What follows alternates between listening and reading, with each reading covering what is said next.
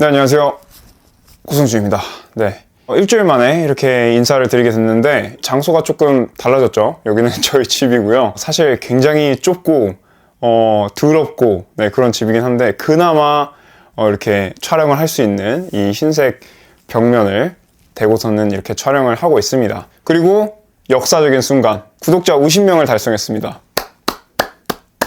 제 예상보다는 훨씬 빠르게 구독자 50명이 되어가지고 이게 참 신기합니다. 응원 댓글을 달아주시고 하는 것들도 너무나 감사하게 생각을 하고 또 약간의 책임감도 느끼면서 이분들이 이렇게 응원을 해주는데 나도 정말 좀 부끄럽지 않은 성과를 만들어내야 되겠다, 결과물을 만들어내야 되겠다라는 생각이 들고 있는 요즘입니다. 어쨌든 감사하다는 말씀을 드리고 싶고 모쪼록 앞으로도 제 영상이 좀 어떤 의미로든지 간에 도움이 됐으면 하는 바람입니다.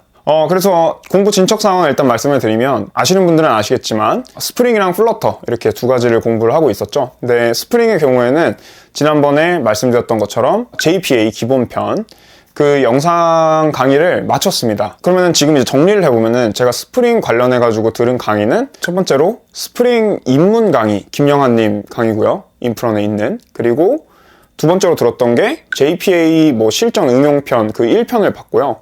그 이후에 2편을 살짝 건드리다가 이건 사실상 거의 보지 않았고 바로 이제 JPA 기본편으로 돌아갔습니다. 네. 그렇게 해서 그거를 이제 마친 거죠.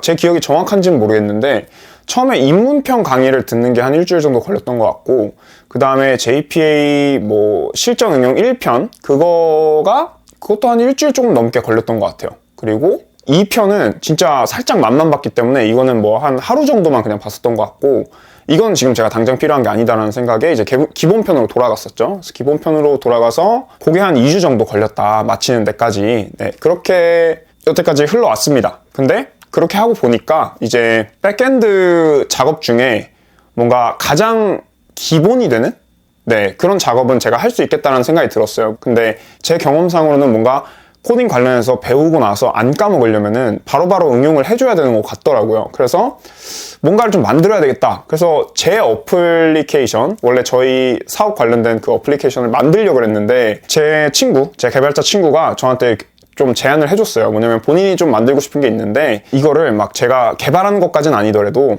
데이터베이스 구조를 한번 짜보는 게 어떻냐. 그러니까 코딩을 하는 게 아니라 비즈니스에 필요한 이 기능들이 있는데 이 기능들을 만들기 위해서 데이터베이스를 어떻게 정리할 것인지 그 계획을 짜야 되거든요. 근데 그 계획 짜는 걸 한번 해보는 게 어떠냐. 말하자면은 그냥 설계도 같은 걸 그리는 거라고 생각을 하시면 될 것 같아요. 그러니까 설계도의 일부를 그린다? 좀 더 정확히는. 제 앱을 만들기 전에 뭔가 한 번이라도 이런 거를 해보고 그 다음에 이 친구의 피드백을 받아본 다음에 그 다음에 제 거를 만들면은 뭔가 그래도 조금 더 아는 상태에서 만들 수 있지 않을까 하는 마음에 오케이를 했고 그거를 좀 계획을 짜고 있던 중입니다. 그래서 여러분들한테 그걸 보여드리면 이게 제가 짜본 그 데이터베이스예요. 데이터베이스 구조예요. 근데 지금 보시면은 이런 애들 연결도 안 돼 있죠. 지금 연결도 안 돼 있고 나름대로 이런 부분은 막 이렇게 복잡하게 한다고 했는데 이거를 저한테 숙제를 내준 친구가 봤을 때 어떤 반응을 할지 약간 걱정이 되기도 합니다.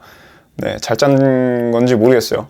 저 친구는 이런 식으로 저한테 본인이 원하는 기능, 난 이런 기능들 만들 거다라고 해가지고 목록을 이렇게 줬고 저는 이 목록을 바탕으로 데이터를 이런 식으로 저장을 해야 되겠네 라는 일종의 번역 작업 같은 하여튼 이 언어, 이 인간들이 이해하는 이런 그 기능 단위의 요구사항을 저한테 줬을 때 제가 데이터베이스는 이렇게 저장이 돼야 되겠다라고 이제 그림을 짜고 있는 거죠.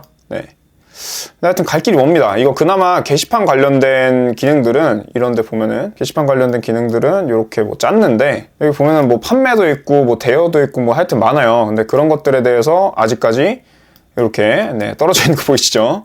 이거랑 연관관계를 막 짜고 해야 되는데 쉽지 않습니다. 더 생각을 해봐야 될 것 같아요.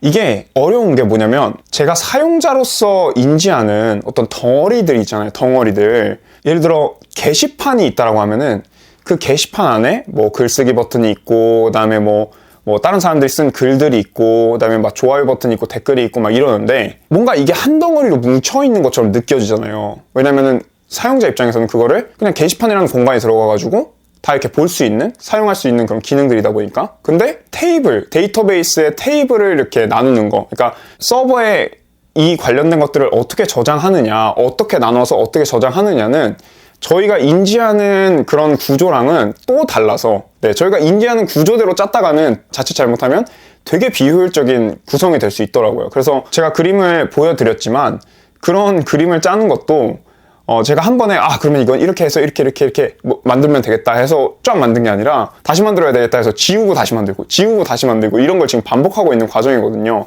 아직도 끝나지 않았지만. 그래서 그런 부분들은 진짜 여러 번 만들어 보면서 익숙해지는 수밖에는 없을 것 같아요. 이거를 제가 뭐 책상에 앉아가지고 막 공부를 한다고 되는 것도 아닌 것 같고, 뭔가 만들어 보고 만들었을 때 비효율적인 구조가 나오면은 이게 이래서 문제가 되는구나 라는 거를 그때 좀 몸으로 깨닫고 그걸 다시 뭐 바꾸든지 아니면 다음번 프로젝트를 할 때 좀 더 나은 구조로 만들든지 이러면서 이제 좀 익숙해지는 게 아닐까, 네, 그런 생각이 듭니다. 그래서 데이터베이스 관련된 거는 그렇게 하고 있고, 아마 그 개발자 친구랑 내일이나 모레쯤 만나가지고 제가 짜놓은 이 그림에 대해서 피드백을 한번 받을 것 같아요.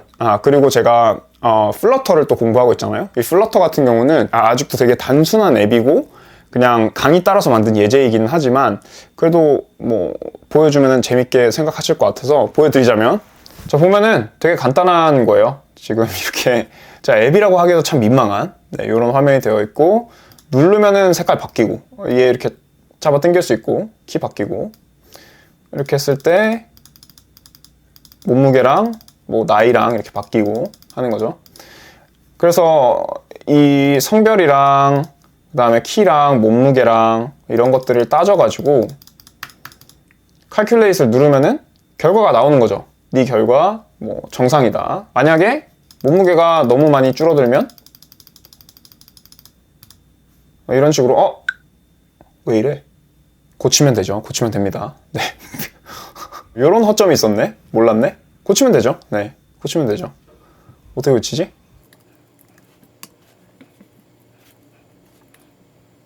오케이, 고쳤다. 네, 이런 식으로 고치면 되죠. 간단하죠.